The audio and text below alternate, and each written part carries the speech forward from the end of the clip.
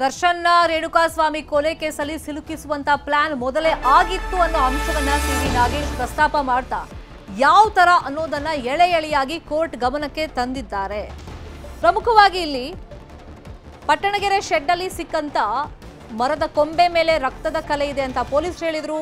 ಆದ್ರೆ FSL report ಅಲ್ಲಿ ಇಲ್ಲ ಅಂತ ಬಂತು. ಆಮೇಲೆ ಮಣ್ಣನ್ನ ಕಲೆಕ್ಟ್ ಮಾಡ್ಕೊಂಡಿದ್ರು. ಈ ಪ್ರಕರಣದಲ್ಲಿ ಈ ಮಣ್ಣನ್ನ ಕಲೆಕ್ಟ್ ಮಾಡ್ಕೊಂಡಿದ್ದು ಎಫ್ಎಸ್ಎಲ್ಗೆ ಕಳಿಸಿದ್ದು ರಿಪೋರ್ಟ್ಗೆ ಬಂದಂತ ಸಂದರ್ಭದಲ್ಲಿ ಈ ಬಗ್ಗೆ ಪೊಲೀಸರ ಕಾರ್ಯವೈಖರಿ ಬಗ್ಗೆ ಪ್ರಶಂಸೆ ಎಲ್ಲ ವ್ಯಕ್ತವಾಗಿತ್ತು. ಆದ್ರೆ ಅದೇ ಅಂಶ ಇದೀಗ ಪೊಲೀಸರಿಗೆ ಎಡವಟ್ಟನ್ನ ಮಾಡ್ತಾ ಈ ವಿಷಯವಾಗಿ ಸುದೀರ್ಘವಾಗಿ ವಾದ ಮಂಡನೆಯನ್ನ ದರ್ಶನ್ ಪರ ವಕೀಲ ಸಿವಿ ನಾಗೇಶ್ ಅವರು ವಾದ ಮಂಡನೆ ಮಾಡುವಂತ ಸಂದರ್ಭದಲ್ಲಿ ಕೆಲವೊಂದು ಪಾಯಿಂಟ್ಸ್ ಅನ್ನ ಮೆನ್ಷನ್ ಮಾಡಿದ್ದಾರೆ.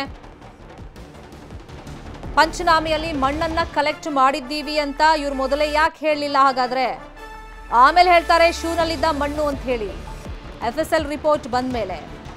ಇನ್ನು ಪ್ರಕರಣದಲ್ಲಿ 14ನೇ ಆರೋಪಿಯಾದಂಥ ಪ್ರದೂಷ್ ಮೊಬೈಲ್ ತಗೊಂಡು ಡಾಟಾ ಎರೇಸ್ ಮಾಡಿದ್ದಾಗೆ ಹೇಳ್ತಾರೆ. PSI ಹೇಳಿಕೆಯಲ್ಲಿ ಪ್ರದೂಷ್ನಿಂದ ನಾನೇ ವಿಡಿಯೋ ತರಿಸ್ಕೊಂಡೆ ಅಂತ ಹೇಳ್ತಾರೆ. 9ನೇ ತಾರೀಕು ಮಧ್ಯಾಹ್ನ ಪ್ರದೂಷ್ ಮೆಸೇಜ್ ಮಾಡಿದ. PSI ಮೊಬೈಲ್ ಫೋನ್ ತಗೊಳ್ಬೇಕಿತ್ತು, ಇವರು ಸೀಸ್ ಮಾಡಿಲ್ಲ. ಈ ಪ್ರಕರಣದಲ್ಲಿ PSI ತನ್ ಕಳಿಸಿ ಆ ಬಳಿಕ ಮತ್ತೆ ಕಳಿಸೋಕೆ ಹೇಳಿದಾಗಿ ಪ್ರದೂಷ್ ಹೇಳಿಕೆಯಲ್ಲಿದೆ. ಇದು ಇನ್ನೊಂದು ರೀತಿಯ ಅಪರಾಧವನ್ನ ಪೊಲೀಸರು ಮಾಡ್ದಂಗಾಯ್ತು.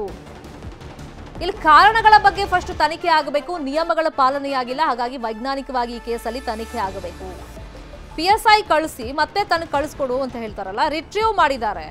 ಇದೆಲ್ಲ ಆದ್ಮೇಲೆ 9ನೇ ತಾರೀಕು ಕೇಸ್ ರಿಜಿಸ್ಟರ್ ಆಗಿದೆ. ಇದೆಲ್ಲ ಹೆಂಗ್ ಸಾಧ್ಯ? ಪೊಲೀಸರಿಗೆ ಈ ಬಗ್ಗೆ ಮೊದಲೇ ಮಾಹಿತಿ ಗೊತ್ತಿದ್ರು, ಯಾಕೆ ನ್ಯೂಟ್ರಲ್ ಆಗಿದ್ರು? ಓರ್ವ ವ್ಯಕ್ತಿ ಶವ ಸಿಗುತ್ತೆ, ಅದು ರೇಣುಕಾಸ್ವಾಮಿಯದ್ದಾಗುತ್ತೆ, ಆಮೇಲೆ ಕೇಸ್ ರಿಜಿಸ್ಟರ್ ಮಾಡಬೇಕು ಅಂತ ಹೇಳಿ ಬಾಡಿ ತೆರವು ಮಾಡಬೇಕು, ಕಾರಣ ಏನು ಅಂತ ತನಿಖೆ ಮಾಡಬೇಕು. ಆದ್ರೆ ಇಲ್ಲಿ ಮಾಡಿದ್ದೇನು ಪೊಲೀಸರು? ಇದರಲ್ಲಿ ಯಾವ ನಿಯಮಗಳು ಕೂಡ ಪಾಲನೆ ಆಗಿಲ್ಲ. ಶವದ ಮರಣೋತ್ತರ ಪರೀಕ್ಷೆಯನ್ನು ಕೂಡ ಇವರು ಅವಾಗ ಮಾಡಿಲ್ಲ. ಇವ್ರು ಹೇಳೋದು ಶವದ ಐಡೆಂಟಿಟಿ ಆಗಿಲ್ಲ ಅಂತ ಆ ಸಂದರ್ಭದಲ್ಲಿ. ಆದ್ರೆ ಅದು ತನಿಖೆ ವೇಳೆ ಮಾಡಬೇಕಾಗಿತ್ತು. ಇಲ್ಲಿ ನಿಯಮ ಪಾಲನೆ ಆಗಿಲ್ಲ ಅನ್ನೋ ಒಂದು ಪಾಯಿಂಟ್ ಅನ್ನ ಸಿವಿ ನಾಗೇಶ್ ದರ್ಶನ್ ಪರ ವಕೀಲರು ಎತ್ತಿ ಹಿಡಿತಾ ಇದ್ದಾರೆ. ಇಲ್ಲಿ ಮಣ್ಣು ಕಲೆಕ್ಟ್ ಮಾಡ್ಕೊಂಡ ಬಗ್ಗೆ ನಾವೇ ನ್ಯೂಸ್ 18 ನಲ್ಲಿ ಆ ಬಗ್ಗೆ ಚರ್ಚೆಯನ್ನ ಮಾಡಿದ್ವಿ. ಕೆಲವೊಂದು ಪ್ರಕರಣಗಳಲ್ಲಿ ಮಾತ್ರ ಪೊಲೀಸರು ಈ ತರ ಮಣ್ಣು ಸ್ಯಾಂಪಲ್ ಆಗಿ ಪರಿಗಣಿಸಿ ಎಫ್ಎಸ್ಎಲ್ಗೆ ಕಳಿಸ್ತಾರೆ ಅಂತ ಹೇಳಿ. ಶೂನಲ್ಲಿ ಸಿಕ್ಕ ಮಣ್ಣಾಗಿತ್ತು ಅಂತ ಹೇಳಿ ಎಫ್ಎಸ್ಎಲ್ ರಿಪೋರ್ಟ್ ಬಂದಿತ್ತು. ಆದ್ರೆ ಇಲ್ಲಿ ಪೊಲೀಸರು ಪಂಚನಾಮೆ ಮಾಡುವಂತ ಸಂದರ್ಭದಲ್ಲಿ ಈ ಮಣ್ಣನ್ನು ಕೂಡ ನಾವು ಸ್ಯಾಂಪಲ್ ಆಗಿ ಪರಿಗಣಿಸಿದ್ದೀವಿ ಅಥವಾ ತಗೊಂಡಿದ್ದೀವಿ ಅಂತ ಹೇಳಿ ಮೆನ್ಷನ್ನೇ ಮಾಡಿಲ್ಲ. ಇದು ಯಾಕೆ? ಮತ್ತಿಲ್ಲಿ ವಿಡಿಯೋ ಮತ್ತೆ PSI ಜೊತೆಗಿನ ಚಾಟ್ ನೋಡಿದಾಗ, ಪ್ರದೂಷ್ ಹಾಗೇನೆ PSI ಮಧ್ಯೆ ಚಾಟ್ ನೋಡಿದಾಗ PSIಗೆ ಎಲ್ಲ ಮಾಹಿತಿ ಗೊತ್ತಿತ್ತು, ಪೊಲೀಸರಿಗೆಲ್ಲ ಮಾಹಿತಿ ಗೊತ್ತಿತ್ತು ಅಂತಾಯ್ತು. ವಿಡಿಯೋ PSIಗೆ ಕಳಿಸಿ ಮತ್ತೆ ಪ್ರದೂಷ್ ಕೇಳ್ತಾನಂತೆ PSI ಇಂದ ಆ ವಿಡಿಯೋ ನನಗೆ ಕಳಿಸಿ ಅಂತ ಹೇಳಿ. ಒಂದಿಷ್ಟು ಗೊಂದಲ ಇದೆ ಇಲ್ಲಿ. PSI ಫೋನ್ ಅನ್ನ ಸೀಸ್ ಮಾಡಿಲ್ಲ ಇಲ್ಲಿ ಪೊಲೀಸರು. ಇಲ್ಲಿ ಪೊಲೀಸರು ಮತ್ತೊಂದು ರೀತಿಯ ಅಪರಾಧ ಮಾಡಿದ್ದಾರೆ ಅನ್ನೋದು ಮೇಲ್ನೋಟಕ್ಕೆ ಗೊತ್ತಾಗ್ತಾ ಇದೆ. ಶವ ಸಿಗೋವರೆಗೂ ಕೂಡ ಪೊಲೀಸರು ನ್ಯೂಟ್ರಲ್ ಆಗಿರ್ತಾರೆ ಕೇಸಲ್ಲಿ.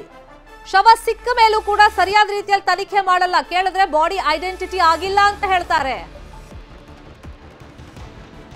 ಆದ್ರೆ ಒಂದು ಶವ ಸಿಕ್ಕಂತ ಸಂದರ್ಭದಲ್ಲಿ ಯಾವ್ಯಾವ ಪ್ರೊಸೀಜರ್ ಅನ್ನ ಮಾಡಬೇಕಾಗಿತ್ತು ಅದನ್ನ ಪೊಲೀಸರು ಮೊದಲಿಗೆ ಮಾಡಿಲ್ಲ. ಇದು ಪೊಲೀಸರ ತಪ್ಪನ್ನ ತೋರಿಸುತ್ತೆ ಅನ್ನೋ ಮಾತನ್ನ ದರ್ಶನ್ ಪರ ವಕೀಲ ಸಿವಿ ನಾಗೇಶ್ ಅವರು ಹೇಳ್ತಾ ಇದ್ದಾರೆ. ಶವ ಸಿಕ್ಕ ಕೂಡಲೇ ಮಹಜರ್ ಪ್ರಕ್ರಿಯೆಯನ್ನ ಇವರು ಮಾಡಬೇಕಾಗಿತ್ತು. ಸ್ಥಳ ಮಹಜರ್ ಮಾಡಿದ್ದು ಜೂನ್ 11ನೇ ತಾರೀಕು.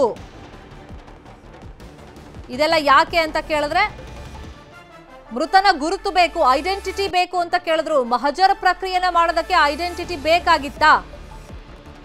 ಇನ್ನು ರಕ್ತದ ಕಲೆಗಳ ಬಗ್ಗೆನೂ ಕೂಡ ಇಲ್ಲಿ ಸಿವಿ ನಾಗೇಶ್ ಅವರು ಪ್ರಸ್ತಾಪ ಮಾಡ್ತಾ ಫಸ್ಟಿಗೆ ಮರದ ಕೊಂಬೆ ಬಗ್ಗೆ ಹೇಳಿದ್ರು. ಅಲ್ಲಿ ಪೊಲೀಸರು ರಕ್ತದ ಕಲೆ ಇದೆ ಅಂತ ಹೇಳಿದ್ರು, ಆದರೆ FSL ರಿಪೋರ್ಟ್ ಅಲ್ಲಿ ಇಲ್ಲ ಅಂತ ಬಂತು. ಮತ್ತೊಂದು ಈ ಮಣ್ಣಿನ ಸ್ಯಾಂಪಲ್ ಅನ್ನ ತಗೊಂಡ್ರು, ಪಂಚನಾಮೆಯಲ್ಲಿ ಅದನ್ನು ಮೆನ್ಷನ್ ಮಾಡಿಲ್ಲ. FSL ರಿಪೋರ್ಟ್ ಬಂದಾಗ ಗೊತ್ತಾಯ್ತು ಶೂನಲ್ಲಿ ಅಥವಾ ಸ್ಲಿಪ್ಪರ್ಗಳಲ್ಲಿ ಆ ಮಣ್ಣಿತ್ತು ಅಂತ ಹೇಳಿ. ಪಂಚನಾಮೆಯಲ್ಲಿ ಇದನ್ನು ಯಾಕೆ ಹೇಳಿಲ್ಲ? ಆಮೇಲೆ ಹೇಳ್ತಾರೆ ಶೂನಲ್ಲಿದ್ದ ಮಣ್ಣು ಅಂತ ಹೇಳಿ. ಒಂದಿಷ್ಟು ಗೊಂದಲ ಇಲ್ಲೂ ಕೂಡ ಇದೆ. ಪ್ರದೂಷ್ ಮೊಬೈಲ್ ಡಾಟಾ ಎರೇಸ್ ಅಂತ ಹೇಳ್ತಾ ಇದ್ದಾರೆ. ಆತ PSI ಜೊತೆಯಲ್ಲಿ ಚಾಟ್ ಮಾಡಿದ್ದಾನೆ, ವಿಡಿಯೋ ಕಳಿಸಿದ್ದಾನೆ. ಆದರೆ PSI ಹೇಳಿಕೆಯಲ್ಲಿ ಬೇರೆಯದ್ದೇ ರೀತಿಯಾದ ಮಾಹಿತಿಯನ್ನ ಅಲ್ಲಿ ಕೊಡಲಾಗಿದೆ. ಪ್ರದೂಷ್ನಿಂದ ನಾನು ವಿಡಿಯೋ ತರಿಸ್ಕೊಂಡೆ ಅಂತಿದೆ. 9ನೇ ತಾರೀಕು ಮಧ್ಯಾಹ್ನ ಪ್ರದೂಷ್ ಮೆಸೇಜ್ ಮಾಡಿದ್ದ. ಜೂನ್ 9ನೇ ತಾರೀಕು PSI ಮೊಬೈಲ್ ಫೋನ್ ಇವ್ರು ತಗೊಳ್ಬೇಕಿತ್ತಲ್ವಾ, ಸೀಸ್ ಮಾಡಬೇಕಾಗಿತ್ತಲ್ವಾ, ಅದರಲ್ಲಿ ಏನಿದೆ ಅಂತ ರಿಟ್ರೀವ್ ಮಾಡಬೇಕಾಗಿತ್ತಲ್ಲ, ಅದನ್ನು ಯಾಕೆ ಮಾಡಿಲ್ಲ? ಇದೆಲ್ಲ ಕೇಸ್ ರಿಜಿಸ್ಟರ್ ಆದಮೇಲೆ ಮಾಡೋಕ್ಕೆ ಹೋಗಿದ್ದಾರೆ. ಇನ್ಫ್ಯಾಕ್ಟ್ ಒಂದು ಶವ ಸಿಗುತ್ತೆ, ಅವಾಗ ಕೇಸ್ ರಿಜಿಸ್ಟರ್ ಮಾಡಬೇಕು. ಕೇಳಿದ್ರೆ ಐಡೆಂಟಿಟಿ ಇಲ್ಲ ಅಂತ ಹೇಳ್ತಾರೆ. ಮಹಜರು ಮಾಡೋದಕ್ಕೆ ಗುರುತು ಬೇಕಾಗಿತ್ತ ಶವದ್ದು. ಕನ್ನಡಿಗರ ಮೆಚ್ಚಿನ ನಿಮ್ಮ ನ್ಯೂಸ್ 18 ಕನ್ನಡ ಈಗ ವಾಟ್ಸ್ಆಪ್ನಲ್ಲಿಯೂ ಲಭ್ಯ. ಕರ್ನಾಟಕ ಮತ್ತು ದೇಶ ವಿದೇಶದ 360 ಡಿಗ್ರಿ ಸುದ್ದಿ ವಿವರವನ್ನ ನೀವು ನಿಮ್ಮ ಕೈ ಬೆರಳುಗಳಲ್ಲಿಯೇ ಪಡೆಯೋದಿಕ್ಕೆ ಈ QR ಕೋಡ್ ಅನ್ನ ಸ್ಕ್ಯಾನ್ ಮಾಡಿ. ನಮ್ಮ ಚಾನೆಲ್ ಅನ್ನ ಫಾಲೋ ಮಾಡಿ, ನೋಟಿಫಿಕೇಶನ್ ಆನ್ ಮಾಡಿ.